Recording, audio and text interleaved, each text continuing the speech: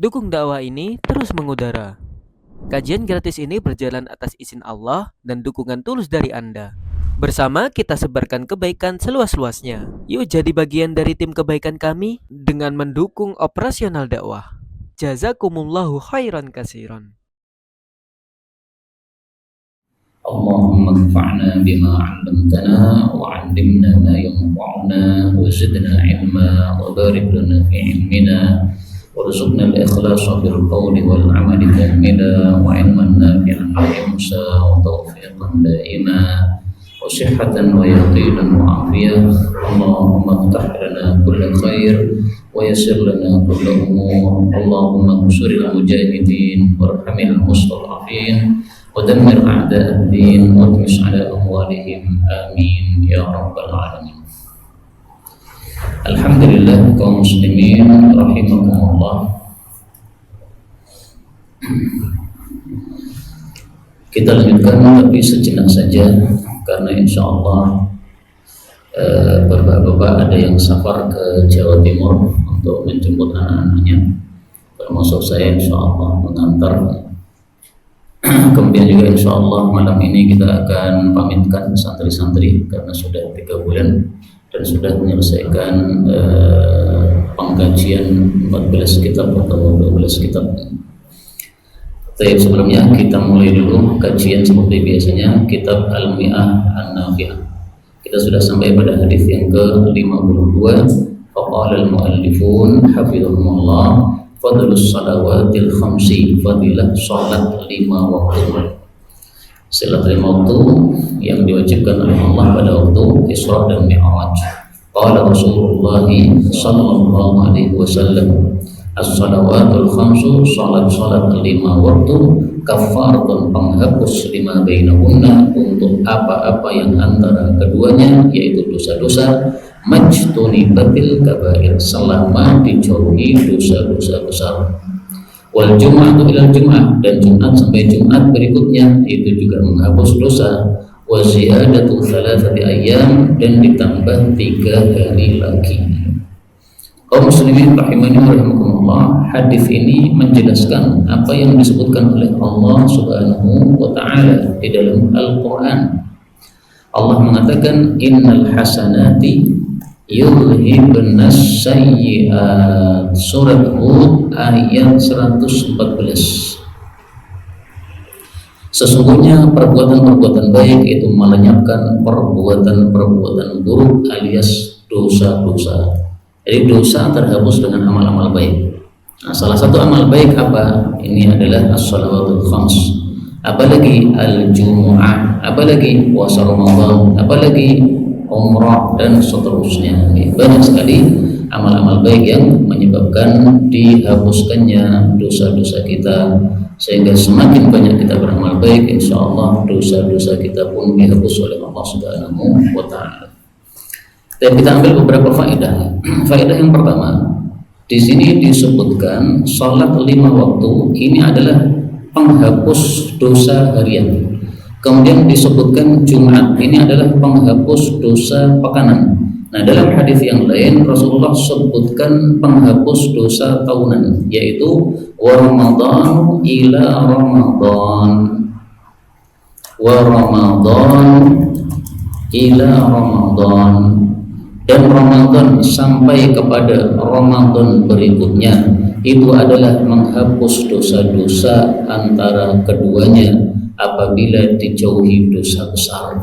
Hadis riwayat Muslim dari Abu Hurairah. Kalau yang ini tadi riwayatnya Anas hanya menyebutkan salat dan Jumatan, ya, maka lebih lengkap yang hadisnya Abu Hurairah radhiyallahu taala anhu. Apakah ada yang lebih dahsyat lagi? Ada, yaitu bisa 10 tahun dosa dihapuskan, yaitu al-umrah ilal umrah. Nabi SAW bersabda, umrah sampai umrah berikutnya itu adalah menghapus dosa-dosa antara keduanya. Minad dunubi wal khataya. Nah, apa bedanya dunub dan khataya ini? Perlu kita lihat di sini apakah ada penjelasannya ataukah tidak. Ay as-saghair. Nah, berarti enggak dibedakan oleh beliau, ya. Jadi diulang 2 kali untuk takkid biasanya. minadz dzunubi wal khataya, dosa-dosa kecil dihapuskan dengan sebab umrah sampai kepada umrah berikutnya. Karena itu setelah umrah kemudian 10 tahun lagi umrah, nah berarti dosa 10 tahun dihapuskan oleh Allah Subhanahu wa taala. Mudah-mudahan semua kita bisa haji mabrur dan umrah mabrurah. Amin ya rabbal alamin. Faedah berikutnya, di sini dikatakan selama dijauhi dosa besar, berarti dosa kecil saja yang bisa dihapuskan. Maka dosa besar tidak bisa dihapuskan kecuali dengan taubat kepada Allah Subhanahu wa taala. Berikutnya 53, fadlu, kelebihan Abi Talhah Al-Ansari, bapak tirinya Anas bin Malik. Qala Rasulullah sallallahu alaihi wasallam, sautu Abi Talhah, suaranya Abu Talhah, fil jaisi, di tengah-tengah pasukan, itu adalah khairun, lebih baik, min alfi rajulin, daripada 1000 orang, karena dia ahli jihad yang handal, sehingga kedatangan dia menyebabkan takutnya para musuh-musuh. Nah, maka lebih bagus dia datang daripada 1000 pasukan yang lain. Dan ini mengingatkan kita kepada hadis Nabi yang serupa, yaitu alfi mithlihi. Beliau mengatakan laisa syai'un, tidak ada sesuatu khairan min alfi mithlih, yang lebih baik daripada 1000 yang semisalnya, illal insan, kecuali manusia saja. Hadis riwayat Tabarani sahih. Jadi 1:1000 itu hanya ada di manusia. Kalau jin nggak ada. Berarti jin itu selevel, malaikat juga nggak ada. Nah, maka malaikat itu selevel atau levelnya tidak jauh antara satu dengan yang lain. Tapi kalau 1:1000 itu hanya ada pada manusia, berdasarkan sabda Nabi Sallallahu Alaihi Wasallam. Kemudian kata-kata fil jaish, di tengah-tengah pasukan, ini menunjukkan bahwa suara keras yang menakutkan musuh itu hanya terpuji ketika fil jaish, di tengah-tengah pasukan. Adapun suara keras pada kondisi normal ketika ngobrol atau ketika di majelis, ini tidak begitu baik. Allah mengatakan dalam Al-Quran, inna ankaral aswati la sautul hamir, sesungguhnya paling jeleknya suara adalah suaranya keledai, ya, ringkiannya sangat keras sekali.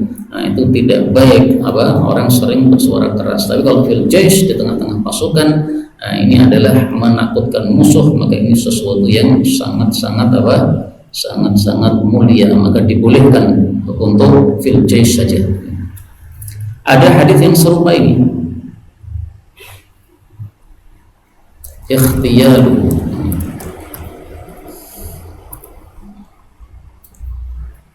apa ya lafalnya, lupa saya. Nah ini, wa ammal khuyala, adapun sombong, allati yuhibbuha Allah, yang disukai oleh Allah. Ada sombong yang disukai oleh Allah. Secara umum sombong itu jelek, tapi ada yang disukai oleh Allah.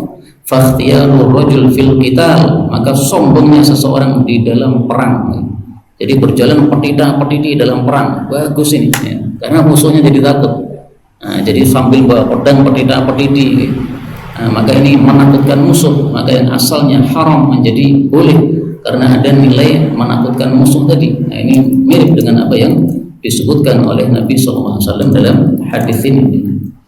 Nah, dan inilah cara kita membuat buku, yaitu dengan cara jam'un nadhir bin nadhir, mengumpulkan hadis-hadis yang semisal jadinya suatu buku. Dan semua santri sudah kita bebani untuk menulis buku-buku mengumpulkan hadis-hadis yang semisal. Ada yang mengumpulkan tentang tibbiyah, tentang pengobatan, ada yang tentang adab dan sebagainya. Ini mudah sekali untuk mengumpulkan hadis-hadis yang semisal sehingga menjadi satu buku. Hadis yang ke-54, fadlus shaum, fadilah puasa. Puasa itu artinya menahan. Maka puasa itu nama lainnya adalah as-sabr, sebagaimana Nabi mengatakan sum syahrus sabr, puasalah pada bulan sabr, yaitu bulan Ramadan disebut bulan sabr karena puasa.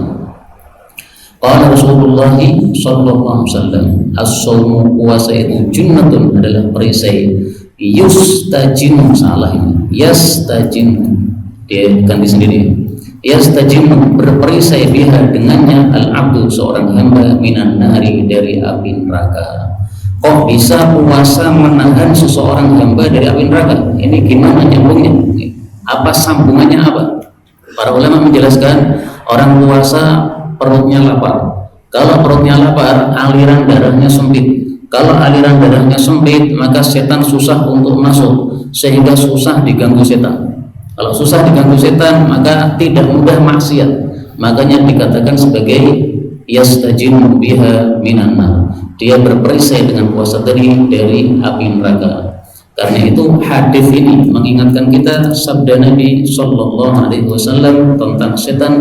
Inna syaitan yajri min ibni Adam majrad dam. Sesungguhnya setan mengalir pada tubuh manusia pada aliran darahnya.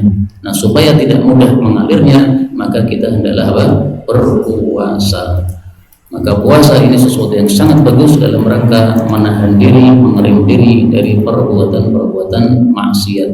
Inilah yang dapat saya sampaikan, beberapa hadis dari Nabi Sallallahu Alaihi Wasallam. Semoga kita bisa mengamalkannya dan Allah memberkahi kita dalam kehidupan kita. Amin ya rabbal alamin. Nah, sisa waktu ini mestinya Ustaz Alim kalau sudah datang atau belum? Oh, monggo Ustaz. Nanti kemudian ditutup dengan tausiah dari Ustaz Romlan dan ada perwakilan dari santri untuk menyampaikan ya semacam ucapan perpisahan. Wallahu a'lam bishawab. Alhamdulillahirabbil alamin. Assalamualaikum.